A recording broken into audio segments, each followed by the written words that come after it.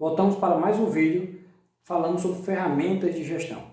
E outra ferramenta bastante usual, mas que é preciso ter muito cuidado na hora de construí-la, é o plano de ação, ou a programação de prioridade, como queira chamar. Também é outra ferramenta que tem vários nomes e que há várias formas de fazer, e que não existe a mais certa nem a mais errada. Existe a forma que sua empresa se adapta melhor.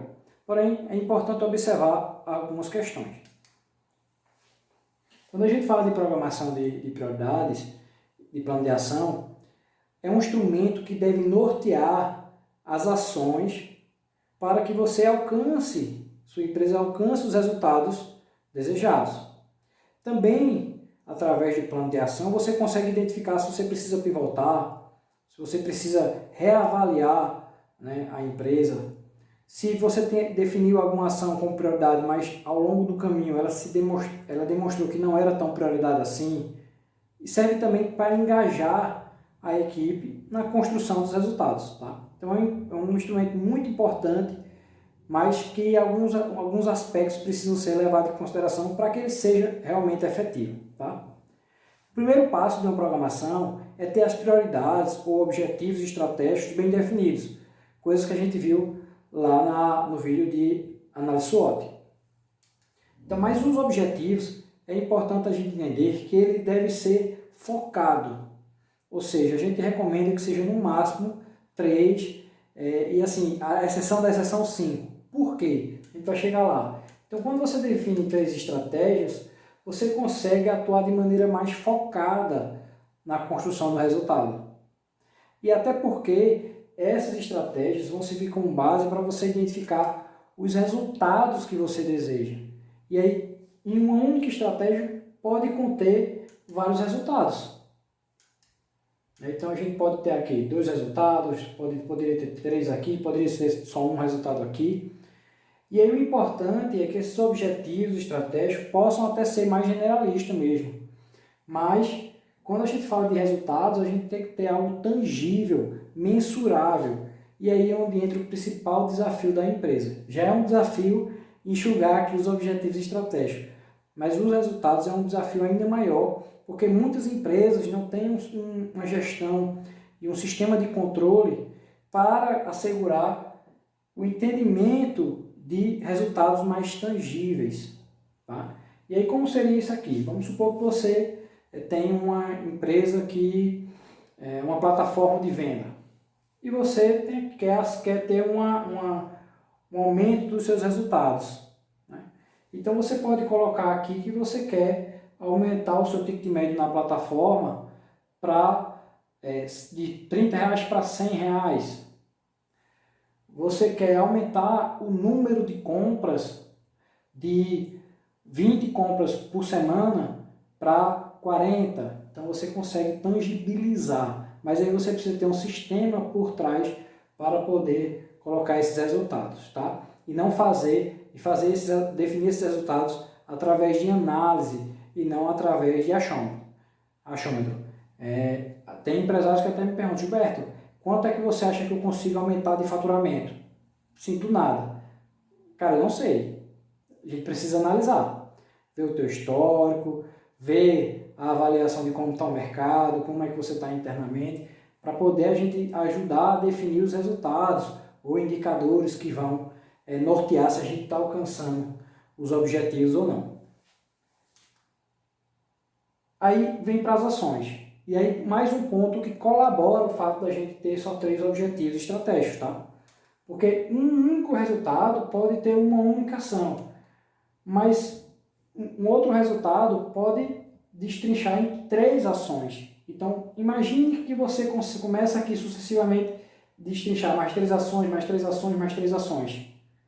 Você vai ficar com muitas ações para executar. E talvez, principalmente, quando você fala de planejamento de curto prazo, aí fica difícil dar conta de tudo isso. Então, quanto mais objetivos eu coloco aqui, mais difícil é de eu tornar esse plano de ação realizável.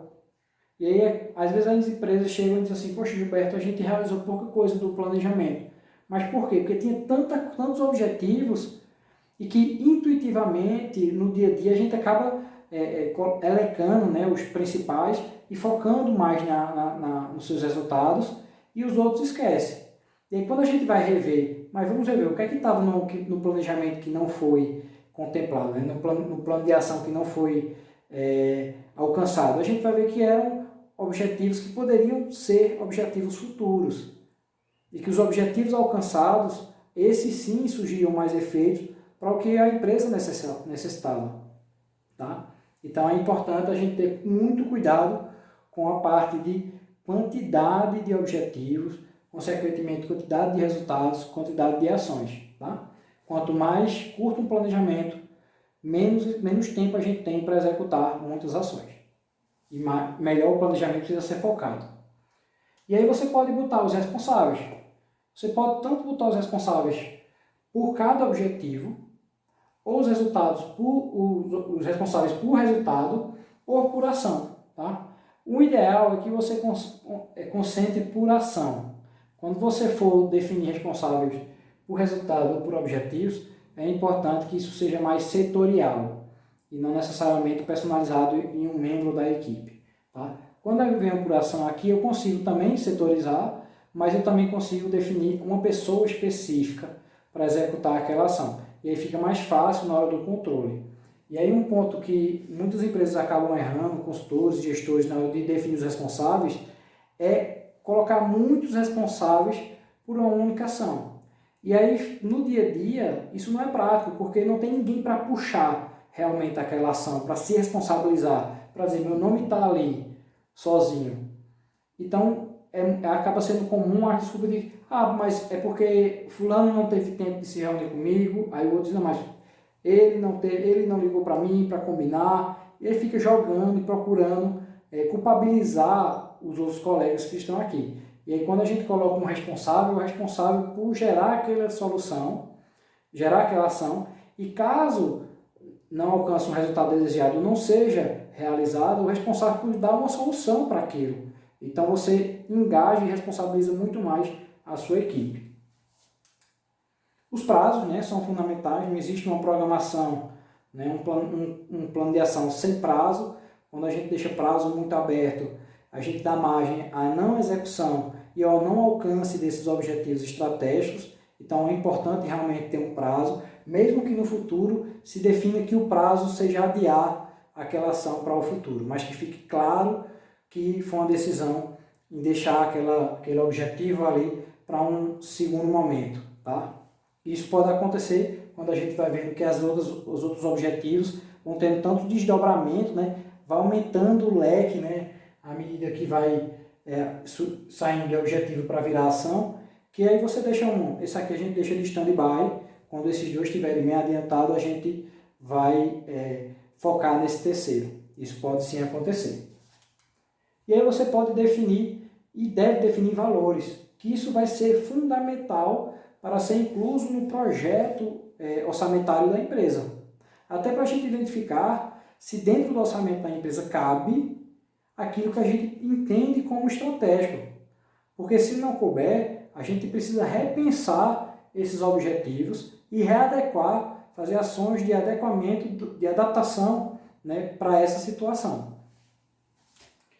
E os encaminhamentos, que nada mais são do que como, a partir do momento que eu tenho tudo definido, que eu fui para a prática, o que eu tive de resultado?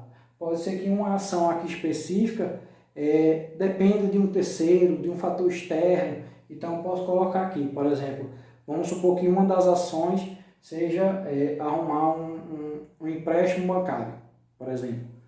E aí pode ter aqui que o banco vai liberar, vai avaliar e vai definir se vai liberar o crédito ou não até o dia 20, por exemplo.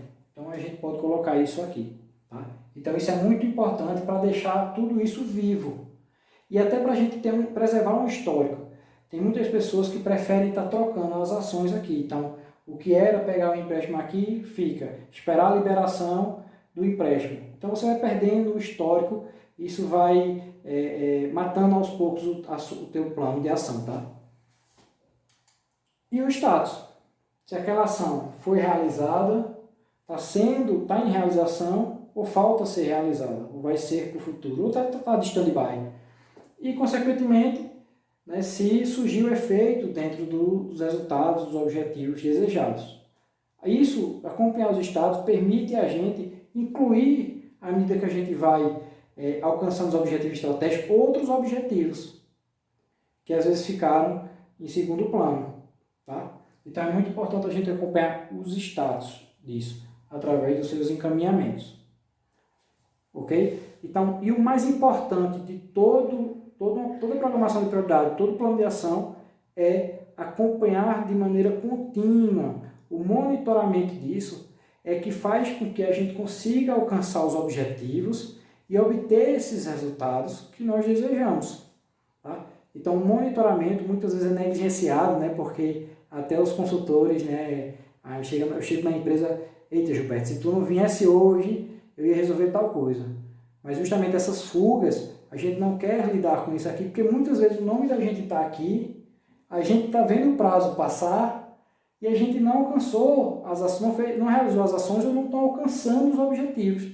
Porém, se esconder disso não vai resolver em nada. É preciso encarar de frente essa situação. Tá? Então, monitore de forma constante o seu plano de ação e esteja aberto e seja flexível a fazer mudanças ao longo do caminho. Então, esse é o nosso plano de ação. E aí, compartilhe com a gente como você faz o seu plano de ação. Coloca aí nos comentários o que é que faltou explicar aqui, como é que você usa o seu plano de ação no dia a dia, como você faz para definir os resultados. Comenta aí, vamos compartilhando conhecimento para a gente ir cada vez mais aperfeiçoando os nossos planos de ação e, consequentemente, os nossos resultados empresariais. Um abraço.